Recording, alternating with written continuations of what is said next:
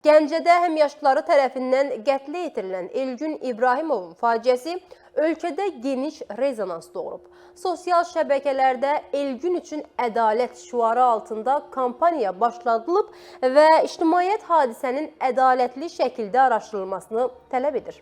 Hadisə haqqında məlumatı əvvəlcə diqqətinizə çatdıraq. Gəncə şəhəri Elxan Xəlilov küçəsində aşkarlanaraq müxtəlif dərəcəli bədən xəsarətləri, ağır kəllə-beyin travması ilə xəstəxanaya qəbul olunaraq dərhal ilkin tibbi yardım göstərilən 18 yaşlı Elgün İbrahimov nəfəs çatışmazlığından dünyasını dəyişib.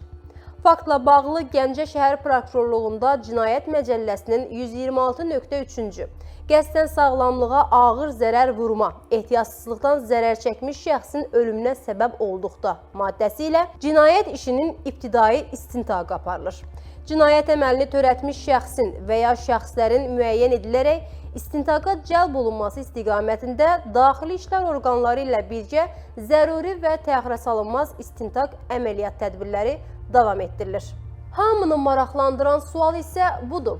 Ölkəni silkələyən qətli törədən 18 yaşlı Elgünü vəhşicəsinə qətlə yetirən kimdir?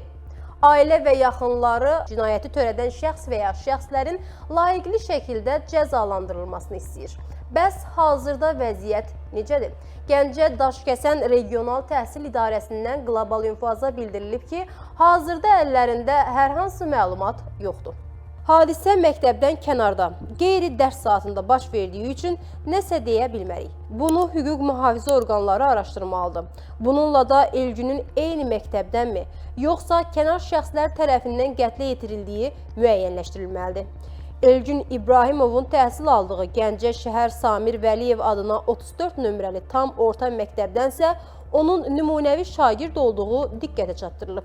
Çox yaxşı uşaq idi. Onda heç bir mənfi xüsusiyyət tapmaq mümkün değildi. Sinif yoldaşları ilə münasibətləri də hər zaman yaxşı olub. Mərhumun atası da oğlundan, Elgünün döyülərkən tanınmaz hala salındığından söz açıb. Axşam bacım zəng edib ağlaya-ağlaya dedi ki, Elgünün başına iş gəlib, 3 nömrəli xəstəxanaya gəl. Həkimlərdən icazə alıb oğlumun yanına girdik. Uşağım vəhşicəsinə döyülmüşdü, tanınmaz haldaydı.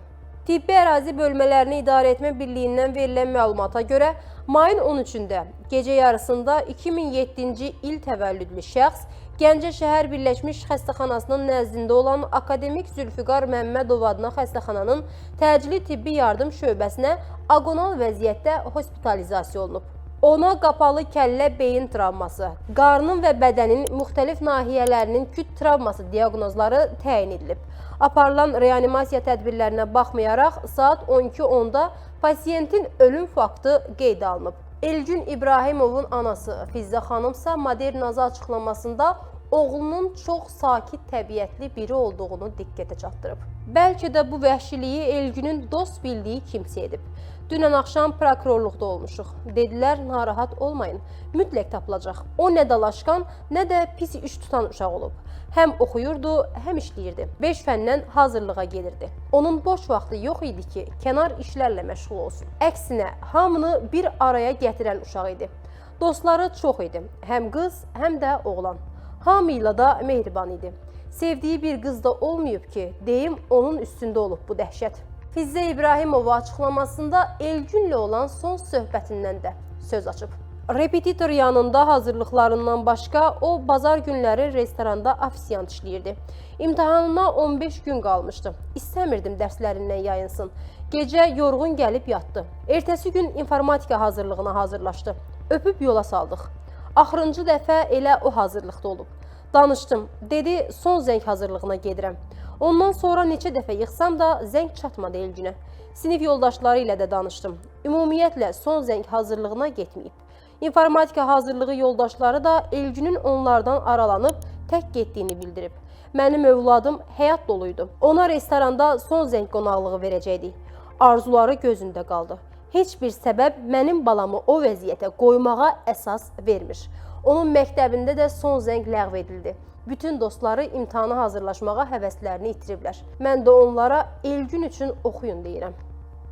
Qeyd edək ki, Elgün Gəncədəki 34 saylı məktəbin 11-ci sinif şagirdiymiş. O, bir neçə gün öncə buraxılış imtahanında yüksək nəticə əldə etmişdi.